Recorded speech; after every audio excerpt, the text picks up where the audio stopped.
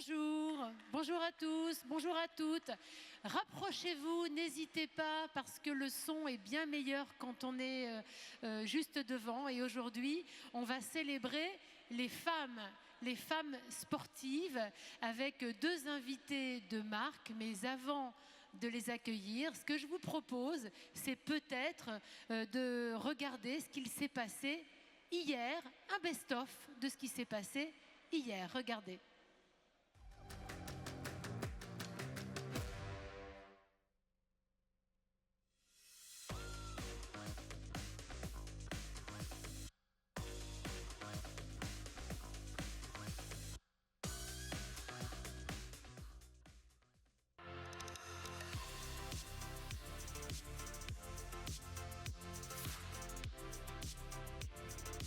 On vient lutter contre la monotonie de l'entraînement, on va la jouer à votre vitesse, on va accélérer ou ralentir la vidéo pour être sûr que ce que vous voyez à l'écran, c'est là où vous auriez dû être.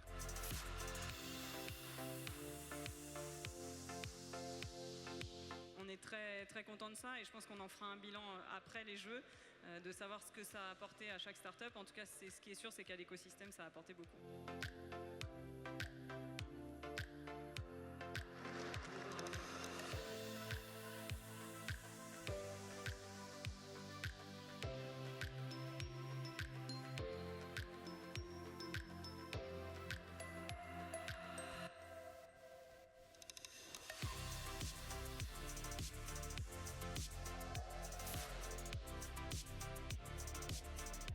Une immense fierté pour mon pays, pour la France. Je suis ravi d'apporter une médaille en plus au compteur. Des instants de partage immenses avec mes coéquipiers, avec le public, avec les supporters.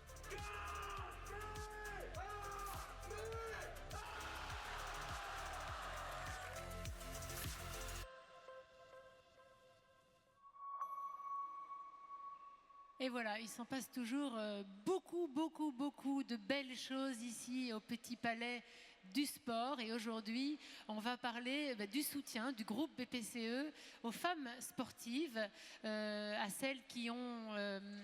comment dirais-je, qui ont des projets, celles qui sont à 100% dans le sport. D'ailleurs, je vous invite, quand vous faites le tour du Petit Palais du Sport, à aller admirer toutes les photos qui ont été prises par l'artiste Greg, ces photos des sportifs qui sont soutenus par le groupe BPCE.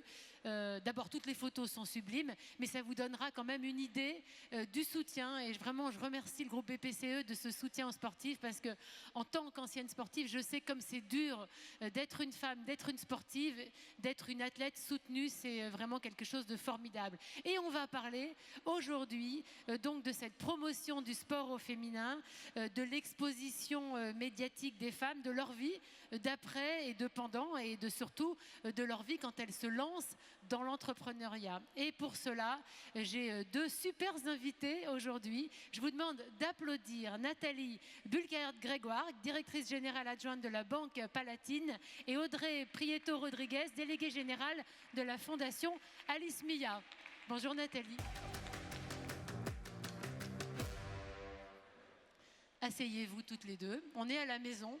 Bah, vous êtes à la maison, Nathalie, en quelque sorte.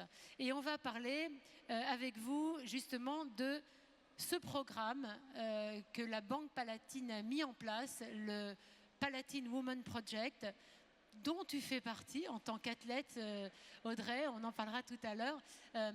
En quoi il consiste, ce projet ? Merci de ces questions. Ravie également de faire votre connaissance. Ce que dit pas Nathalie, c'est que Nathalie fait aussi partie de ce dispositif de Palatine One Man Project et dont je suis très fière de vous avoir dans ce comité. Merci. C'est un pur hasard, mais c'est vraiment formidable. C'est une belle journée pour nous. Oui. De belles illustrations de ce parcours. Alors, Palatine Women Project, c'est quoi? C'est un dispositif de mentoring assez inédit parce qu'il s'adresse justement à des femmes, à des athlètes sportives de haut niveau qui sont engagées, bien entendu, dans leur vie sportive, mais qui ont aussi un projet entrepreneurial. Alors, elles peuvent être encore dans ce parcours, mais elles peuvent être aussi dans une logique de reconversion. Et dans les deux cas, ce qui va nous intéresser, c'est de pouvoir les accompagner dans la structuration de leur projet entrepreneurial. Alors, on en est fiers parce qu'on a engagé déjà depuis maintenant 3 ans ce dispositif. Première promotion, c'était en 2022. Lancement de ce programme avec 4 athlètes, deuxième promotion en 2023. Et cette année-là, en plus, notre programme a reçu le label d'un grand nombre d'organisations sportives, notamment de Paris 2024.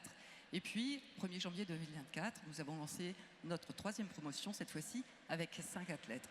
Notre ambition, c'est vraiment de pouvoir les accompagner, les structurer, recréer autour d'elles en fait un écosystème qui va leur permettre vraiment d'avancer dans leur projet entrepreneurial. Et quelque part, je dirais que ce sera le socle de leur nouvelle vie. Alors, tout ça, effectivement, ça se fait avec un comité qui nous engage, qui bien entendu va être à nos côtés pour pouvoir structurer ce programme. Des mentors qui sont issus aussi de l'environnement sportif, mais aussi de l'environnement entrepreneurial, des experts. Et ça consiste en quoi, concrètement? Alors, c'est un dispositif qui va durer 9 mois. Ce qu'il faut savoir, c'est que nos mentorés vont pouvoir choisir aussi leur mentor. Ça nous semblait assez essentiel, parce que ça doit correspondre à un moment donné à l'expertise qu'ils vont rechercher auprès de ces mentors. Ça, c'est la première chose.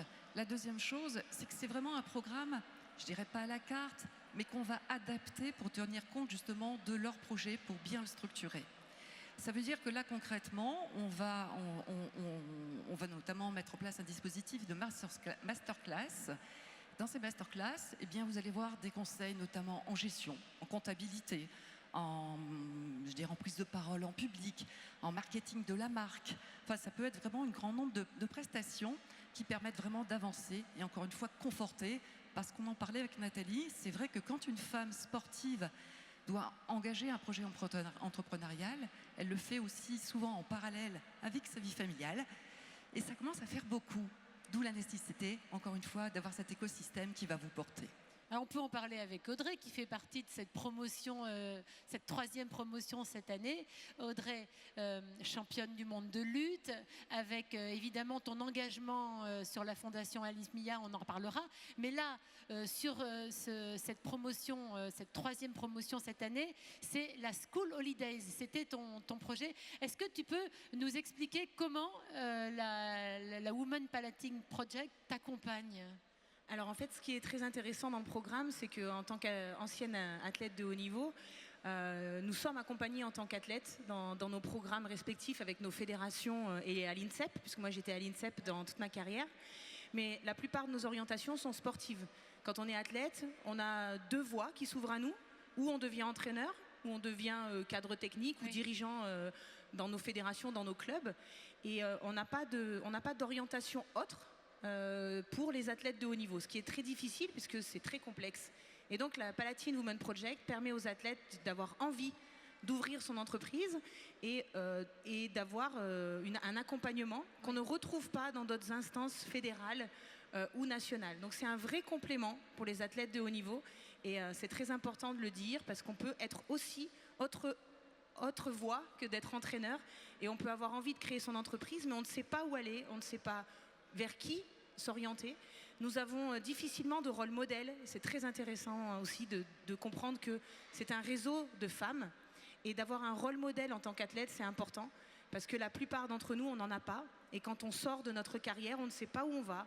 Ouais. Et c'est très difficile. Et donc, pour mon projet qui est School Holidays, donc, qui est en tant que maman, parce que je suis une maman, et ben pour moi, les vacances scolaires, ça rime un peu avec cauchemar. Et donc, j'ai souhaité créer School Holidays, qui est une offre périscolaire pour les enfants, avec des contenus complètement innovants, avec des cours de langue étrangère, du sport évidemment, et puis des contenus qu'on peut retrouver, comme par exemple du tricot, de la natation, avec de grands athlètes.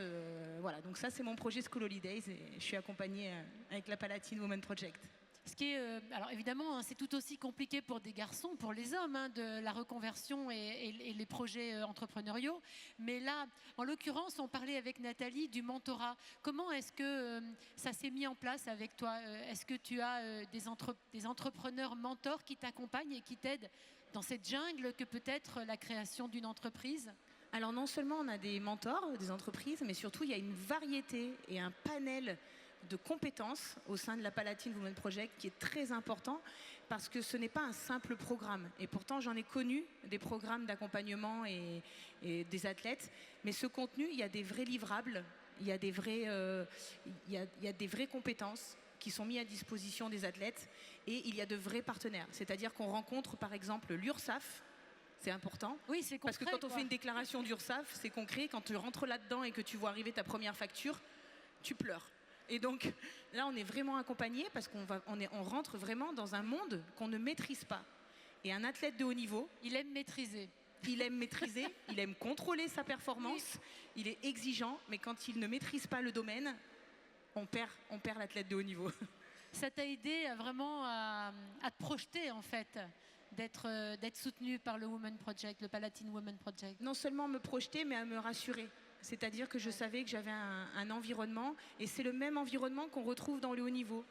On a notre entraîneur, on a le cadre technique, on a le président. Voilà, il y a cet environnement qu'on a quand on est athlète. Oui. On a du mal à le retrouver dans notre vie d'après. Et là, on le retrouve avec le programme. Nathalie, comment est-ce qu'on choisit les mentors qui vont accompagner les athlètes? Alors comment on choisit ses mentors? D'abord, on a cette chance d'avoir un grand nombre de gens enthousiastes autour de ce dispositif, et ça c'est assez essentiel. C'est pour ça que je reviens sur cette logique notamment de comité de mentorat qui est constitué de personnalités qui sont issues à la fois du milieu sportif, et je pense notamment particulièrement à Séverine Desbouilles qui est donc la cofondatrice de ce programme Palatine Women Project, grande championne de cyclisme, voilà. Ça fait partie des personnalités qui a cette capacité à fédérer autour d'elle, à des partenaires solides sur lesquels, comme le rappelait effectivement juste titre Audrey, nous avons des compétences très élevées. Des personnes qui sont des DRH de grands groupes, de directeurs financiers.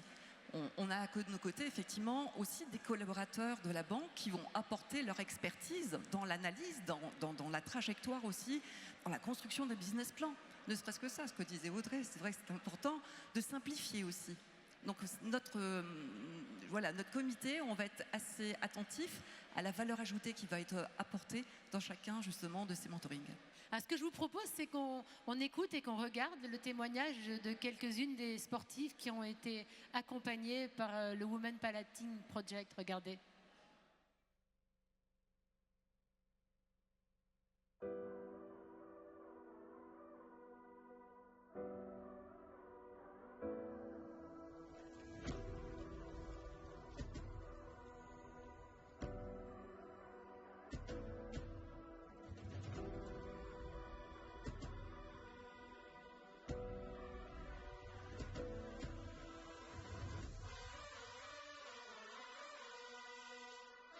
Aujourd'hui, on a une belle histoire avec chacune des athlètes.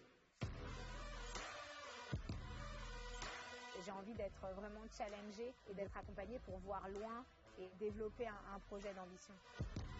C'est pour nous une fierté de pouvoir les accompagner dans leur développement. On a souhaité rejoindre ce programme parce qu'on a senti qu'on avait besoin d'un coup de boost. On a plein d'idées, mais maintenant pour les mettre en place, aller dans le concret, on sait qu'on a besoin d'accompagnement et on est impatiente de commencer. Avoir développé un programme dédié à la reconversion des sportives, ça fait un sens énorme et c'est vraiment une belle opportunité. J'attends de plus me sentir seule, d'être soutenue, de pouvoir bénéficier du mentoring des différentes personnes qui se mettent à notre disposition pour nous aider à réaliser nos projets.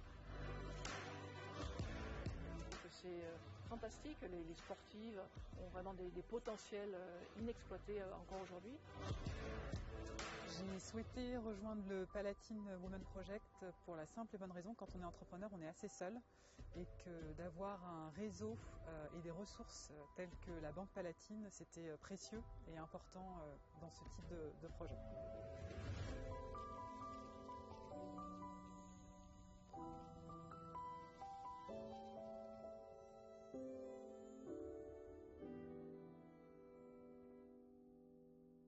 C'est ce qui est sympa dans cette vidéo, c'est qu'on sent aussi toute la fraternité, enfin la sororité qu'on peut trouver dans ce projet. Et moi, ce que j'aimerais, Nathalie, c'est que vous nous expliquiez comment c'est né, ça part d'où, ce Women Palatine Project? Alors c'est un très beau projet dont la Banque Palatine est très fière. Et alors ça part d'où de tout cela? C'est que d'abord, et on est là pour cela aujourd'hui, groupe PPCE, partenaire premium des Jeux Olympiques, et s'inscrit complètement dans cette logique d'héritage. Il faut qu'on puisse laisser un héritage de nos Jeux Olympiques. Et donc on a constitué ce dispositif dans cette logique d'héritage des JO Paris 2024, en se disant il faut quelque chose, un dispositif perdure, on va l'inscrire dans la durée. Ça, c'était notre première motivation, et de se dire c'est un héritage vivant.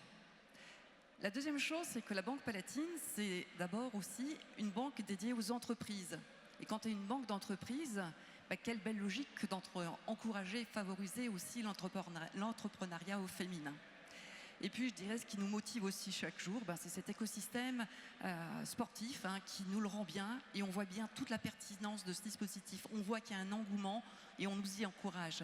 Donc, c'est vraiment quelque chose qu'on veut inscrire durablement dans la logique d'héritage des JO. Notre président du directoire, Nicolas Namias, du groupe BPCE, dit souvent que justement notre rôle de banquier, c'est de rendre possible. J'adore ce terme. Effectivement, notre projet, c'est de rendre possible aux femmes la création et le développement de leur entreprise. Alors, vous parlez d'héritage, la connexion avec la fondation Alice Mia est tout à fait claire, parce que Audrey, tu es aussi déléguée générale de la fondation Alice Mia. Alice Mia, je vous rappelle, c'était cette championne d'aviron, grâce à qui on a des femmes aux Jeux Olympiques depuis 1928. Donc, c'est vraiment une cheville ouvrière de cette égalité qu'on essaye et qu'on a, je crois, cette année pour la première fois sur les Jeux. Et la Palatine, la Banque Palatine, est partenaire de la fondation Alice Mia. Ça a du sens tout ça. Ça a du sens. Et puis en tant qu'athlète, on en parlait tout à l'heure, quand on est athlète, on est engagé. On est la plupart d'entre nous, on est très engagés pendant notre carrière, mais dans l'après-carrière, on est encore engagé.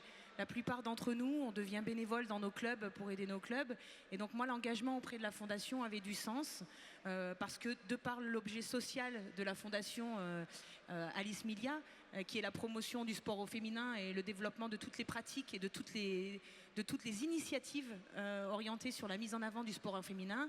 Et puis avec la Palatine et le projet, c'était un cercle vertueux et une grande famille en fait qui se crée autour de tous ces projets.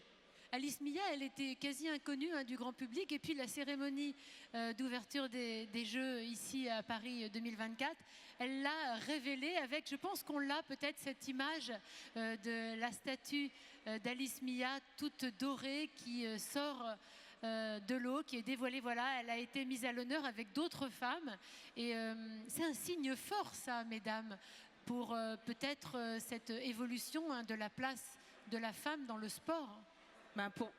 Pour nous, ça a été beaucoup d'émotions parce que je pense à notre chère présidente Aurélie Bresson qui l'a vu derrière sa télé avec nous aussi parallèlement, et puis qui a eu un heureux événement, donc qui a eu son bébé récemment qui se nomme Alice, sa petite fille qui se nomme Alice. Donc comme c'est un très très beau symbole. Et quand on a vu ces statues dans le tableau sororité des Jeux Olympiques, on s'est dit, effectivement, ce sont les Jeux paritaires. C'était une surprise, vous ne le saviez pas? On ne le savait pas. Personne n'était au courant, sauf vous si non plus. Non. C'était un vrai secret caché, et ça a été beaucoup d'émotions pour nous. Et je reviens encore, toutes ces jeunes filles qui ont pu voir ce tableau sororité, ouais. Ces jeunes filles vont pouvoir avoir des rôles modèles et se dire que des femmes ont réussi aussi, et que nous pouvons réussir, et donc osons. Et ce tableau sororité a été rempli d'émotions pour nous. J'aimerais juste qu'on revienne quand même avec vous deux sur votre idée de l'évolution justement depuis 1928. On est presque 100 ans après. Comment vous la sentez, l'évolution de la place de la femme dans le sport, sa visibilité, Nathalie? Moi, je la trouve assez remarquable, cette progression. Et d'ailleurs, je trouve que ces Jeux Olympiques sont bien sûr grandioses, sont spectaculaires, mais ils marqueront un tournant aussi, je pense, dans l'histoire du sport, parce que ce sont les premiers Jeux Olympiques où on a quasi parité entre le nombre d'athlètes, femmes et hommes. Et notamment dans la délégation française, 289 athlètes hommes, 282 athlètes femmes. Ça faisait partie des ambitions de Tony Estanguet. Absolument, et j'espère que ça, demain, ça deviendra la norme. Voilà. Et Ah oui, je rejoins complètement Nathalie, c'est exceptionnel. Cette parité, elle est au niveau des athlètes. Moi, du côté fondation et délégué général, ce n'est pas suffisant. Il faut qu'on continue. Ce qui serait extraordinaire, c'est que la parité soit au niveau aussi des staffs techniques, au niveau du staff technique, au niveau des DTN, au niveau des présidents de fédération. Donc là, on ne va pas lancer le débat, c'est peut-être pas le sujet, mais effectivement, ça part de ça. Donc il y a la parité au niveau des athlètes, mais il faut continuer cet engagement. Et pour ça, nous avons aussi besoin des hommes pour nous accompagner, pour nous mettre en avant, pour nous former et les former, parce que c'est très important, nous sommes complémentaires, on a besoin les uns les autres, mais on a aussi besoin, nous aussi, si on a envie d'être entraîneur, eh ben de pouvoir accéder à ces postes-là. Quels sont pour vous les freins aujourd'hui à cette parité, à cette égalité? Alors, les freins, ils sont multiples. Je ne vais peut-être pas en faire l'inventaire, ça pourrait être long. Ce qui est certain, c'est que les principaux, mais on en parlait encore tout à l'heure, je pense que le premier sujet, et je suis admirative de cette athlète égyptienne qui a réussi à faire son combat en étant enceinte de 7 mois. Waouh, juste exceptionnel. Je pense que le premier frein, effectivement, c'est cette capacité à gérer de front un parcours sportif qui demande énormément d'entraînement, qui demande beaucoup d'abnégation, qui demande beaucoup de sacrifices, et d'être capable de porter une maternité et à côté de ça aussi de s'investir dans sa vie familiale, ben oui, c'est assez remarquable et je pense que le premier frein reste d'abord là. On l'a vu justement avec Sarah Ouramoun, hein, quand elle a eu sa petite fille, elle n'a pas été vraiment suivie par sa fédé et elle a malgré tout, elle a tenu bon.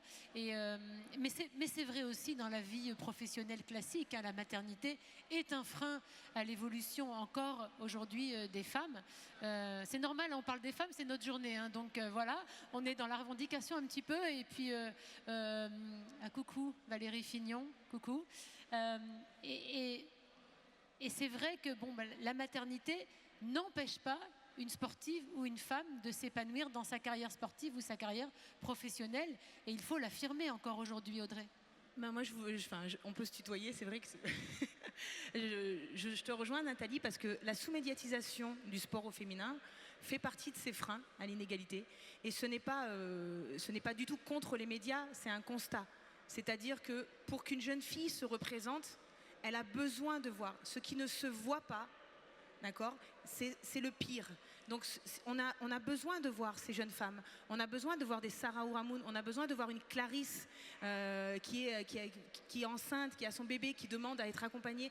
On a besoin de voir ça. Si les jeunes filles ne se représentent pas, les freins à l'inégalité, ça commence déjà par là. Changer la société, effectivement, l'évolution, on parle de maternité, mais aussi, je le rappelle quand même, à l'époque de Monsieur de Coubertin et Alice Milia, c'était son combat. À l'époque, effectivement, c'était il y a très longtemps, mais on a quand même... Ça être difficile pour Alice Milia face à Mais c'est surtout que c'est très important, on a 100 ans de retard. On a 100 ans de retard. Rattraper 100 ans, ça va être très long et très difficile. Donc ça commence maintenant, nous sommes les premiers Jeux paritaires, et quel honneur que ce soit la France qui soit paritaire, c'est tout un symbole derrière et on l'a vu dans les tableaux qui ont été présentés à la cérémonie d'ouverture, mais on n'oublie pas, on a 100 ans de retard. La lutte féminine, par exemple, est rentrée à Athènes en 2004. Les femmes, les lutteuses, n'avaient pas le droit de faire les Jeux Olympiques avant 2004. Alors vous voyez, les 100 ans de retard, on est loin. Je crois qu'on est d'ailleurs, il y a une pouponnière, une nurserie pour les enfants des athlètes. À l'INSEP ? Ici à Paris. Ah oui, ici à Paris et à l'INSEP aussi, ce qui est aussi exceptionnel. On a une crèche à l'INSEP. Mais génial, les choses avancent. Je vous remercie infiniment. Nathalie, vous avez un petit mot pour conclure cette belle quotidienne dédiée à la femme? Oui, alors je me permettrai de conclure parce qu'effectivement, je reboucle par rapport à ce que dit Audrey. On est très fiers que ce soit les premiers Jeux paritaires. On est très fiers d'être partenaire d'Alice Milia, de la Fondation Alice Milia. Ça a beaucoup de sens pour nous parce qu'on s'inscrit au sein de la Banque Palatine, dans cette logique aussi d'exemplarité dans notre gouvernance. On a cette particularité aussi, parce que ça existe aussi dans des secteurs qui étaient peut-être un peu traditionnels. Au sein de la Banque Palatine, sa gouvernance est totalement mixte. Dans son conseil d'administration, dans sa direction générale, dans son COMEX. Ça, c'est une grande fierté. Ça veut dire que oui, toutes les choses évoluent très positivement et très fiers d'être partenaire de cette fondation parce que je pense qu'on n'a pas fini d'entendre parler d'Alice Milia. Pour finir, moi, je tiens seulement à vous remercier pour cette invitation. Merci beaucoup. Et puis merci à la Banque Palatine parce que vous faites partie du secteur entreprise et de ces banques qui ont un rôle modèle aussi. Et donc merci parce que si tout le monde suit votre exemple, eh ben, la parité, ce sera partout, on l'espère. Merci à toutes les deux pour vos éclairages inspirants et puis à vous tous, à vous toutes, bon jeu pour aujourd'hui. On espère plein de médailles. Au revoir.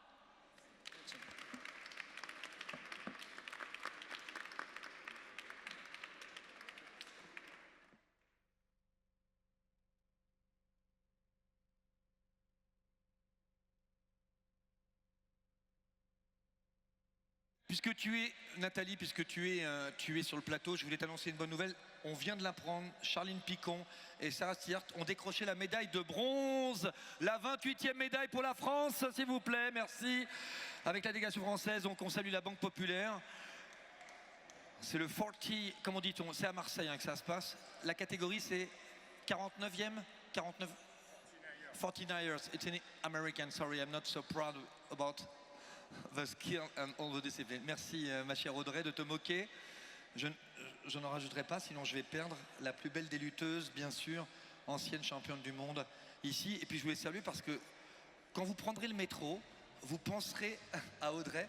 Elle est présidente de l'US Métro, qui est un des plus grands clubs omnisport de France. Il y a un départ, attention. Merci princesse. Oui, j'ai lutté avec elle, j'ai perdu, hein, mais il y a très longtemps. J'avais des cheveux.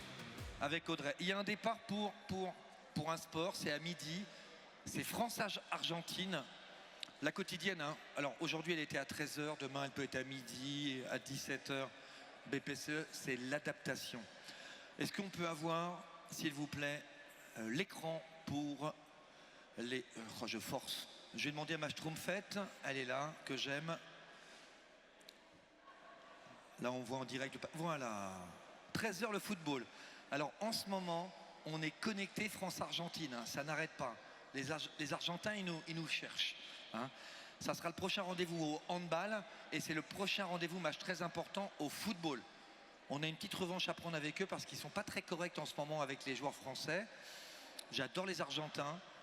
Ce sont des gens extraordinaires que je connais grâce au rugby et grâce au Racing 92. Juanimov est, je pense, le plus beau et le plus gentil des hommes. Dédicace aux Argentins, mais au foot, la grinta, elle sera, je l'espère, française. Donc ceux qui partent à 13h pour le football, rendez-vous sous l'Arche, pour nos amis de la Caisse d'épargne, bonjour monsieur, pour nos amis de la Banque Populaire, bonjour madame, mademoiselle, bel enfant. N'hésitez pas, c'est maintenant, départ dans quelques minutes, je n'ai pas besoin de lunettes, je vous vois très bien, pour ce départ. Prochain départ, ça sera le beach volley à 13h20, on vous fera une annonce.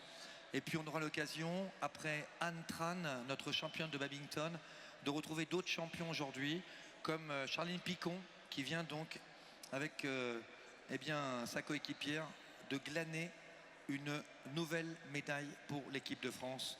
49ers, thank you. C'est de la voile. A tout de suite, bonne journée. Dédicace à la technique et à Nicolas, aujourd'hui, qui s'est rasé. Merci. Musique, maestro. J'aime bien le...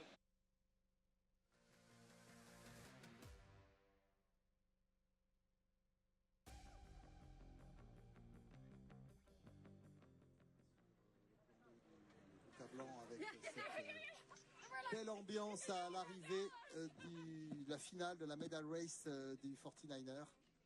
Dans cette discipline, les Françaises Sarah Stewart et Charline Picon étaient en place pour une médaille. Elles l'ont eu. Alors, c'est la médaille de bronze. La médaille d'or, elle est revenue aux Néerlandaises. On vient de les apercevoir. Les Néerlandaises Odile Van Anolt et Annette Duetz. Et puis on voit les la Norvégiennes qui terminent 4e à l'écran là. Les Norvégiennes qui étaient déjà aux Jeux de Tokyo, qui avaient terminé 7e, qui ont été championnes d'Europe en 2023. Voilà, c'est...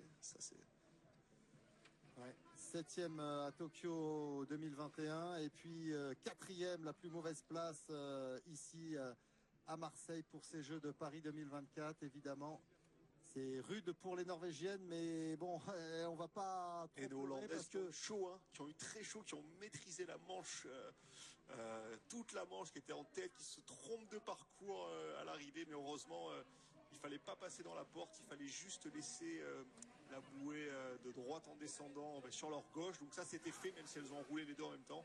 Donc ça leur a permis de terminer quand même 3e à cette manche et de rester médaille d'or. Et les Suédoises Vilma Bobek et Rebecca Netzler qui se jettent à l'eau. Elles ont cru un temps qu'elles seraient championnes olympiques puisqu'elles ont terminé à la première place de cette régate finale, de cette medal race. Finalement, les Néerlandaises. C'est pour ça que les Hollandaises terminent 4e, mais elles ont fait 3e, donc elles restent. Elles sont 2e. Ouais, médaille d'argent donc pour Vilma Bobek et Rebecca Netzler. La grande.